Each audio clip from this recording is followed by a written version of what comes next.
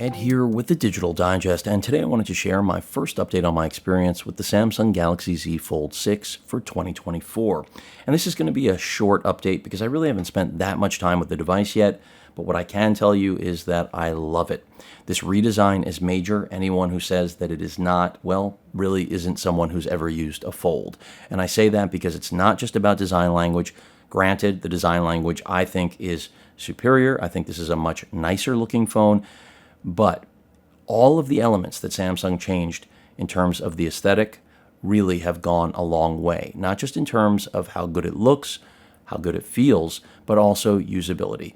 I'll say the 1mm, it's a big difference. I know, again, anyone who hears that says 6.2 versus 6.3, that's ridiculous. Well, it's not ridiculous when every millimeter counts, and I can already tell you every time that I am using this device with it closed, meaning the cover display is my primary display, it is a better phone top to bottom.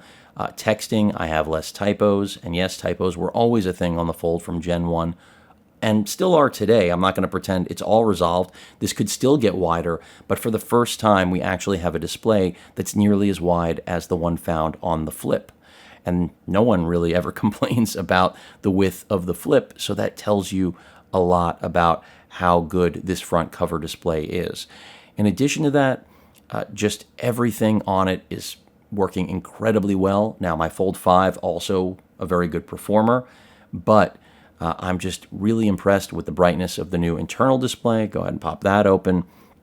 And I don't know how much better this phone could really look. My brightness is actually a little too high. Let me dial it down, at least for my camera settings right now.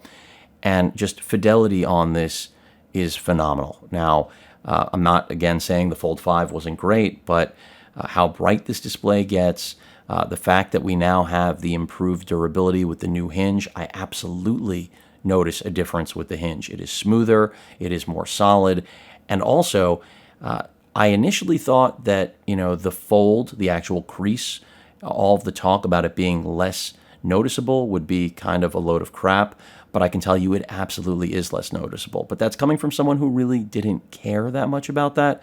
So this should be something that those of you who are concerned about the physical crease in the middle of the phone, you're going to be happy with this improvement, no question. But again, when it comes to the design and getting rid of those rounded corners, this is just so much more pleasing of a device to use than the previous gen. The aspect ratio change made a big difference. And also remember, when this device is closed now, there is virtually no gap whatsoever. Last gen, Samsung was able to squeeze the gap, so to speak, even more. But here we finally have a flush finish. That's part of the reason with that new hinge that we have an IP48 rating, that we have dust resistance. As I mentioned in my unboxing, you want to go to the beach, you now can. This is the 1 terabyte version in the crafted black finish. I think it is absolutely stunning, just a great phone. And because it's lighter, I have to say, I have no interest in using a case. It's just that nice. And I'm not saying previous generations weren't also just as nice, but the Samsung case that I have here, the S Pen case, which is really the best case you can get if you want to use an S Pen with the internal screen, it just bulks this thing up so much that I have to say, even though they fixed the pen falling out problem, I don't think I'm going to be using this. That's part of the reason I never removed the adhesive. I'll likely, I do have some more cases coming in, but I think I'll likely be going back to the exact same thing I used for the last year on my Fold 5 and for most generations, which is just an aramid or carbon fiber case on the rear with a kickstand implemented.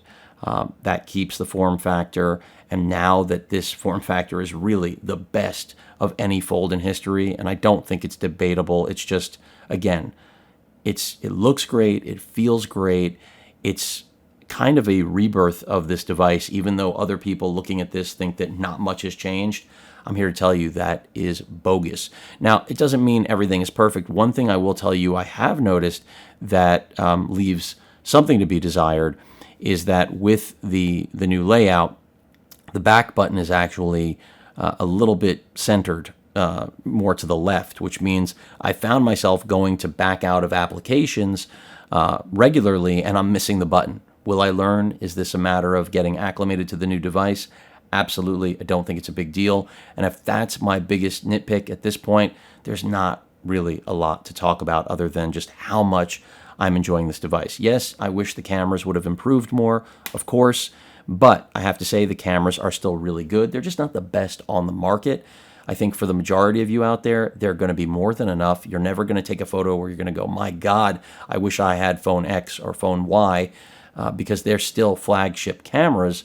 But again, this is really all about the maturation of this device and it becoming so mainstream that it feels like a regular candy bar phone now, but it realizes what it always has, that it has a gorgeous 7.6-inch tablet on the inside. And isn't it always about what's on the inside, folks? Well, it should be. So, again, just a quick update on my experience. Battery life is better, by the way. The phone also runs cooler. Not that I had issues with the Fold 5, but there was a lot of talk about the vapor chamber and the processor essentially not getting full throttle because of heating issues. For those of you unfamiliar, now you're familiar. This year that was rectified, so performance seems great. It's staying cool. And battery life is improved, even though we have the same exact 4,400 milliamp hour battery. So what is not to like except for the price? And if you are someone like me trading in this device, or rather, I mean the Fold 5 towards it, price is also not really something to talk about. It's only someone coming into the conversation who has nothing to trade in that is going to say, wow, $2,000 for a 1 terabyte device is kind of nuts. But I have to tell you, this is the first time where I actually feel like this is a full-blown computer. Of course, it's not my Windows machine, but that is the vibe I get from this through and through. Look, feel, performance, and just what it's capable of, and that's without getting into any of the AI features. But still thought this update was pertinent, especially the fact that I think the redesign does speak to just, or how good the redesign actually is, that for the first time, I have no desire to use a case. And I may just go naked. We'll see. But that rounds things out, at least on my first update. The biggest problem with this device, and it's not a problem, it's just a shortcoming, is that Samsung still hasn't given us anything beyond 25-watt charging. But that's it, folks. This device is killer. And if you say otherwise, I feel like you haven't used it, and you're just, I don't know. It's a he-hate me situation. Any questions or comments, please feel free to post them. Hit that like button. And as usual, please feel free to subscribe. And please stay safe. Later.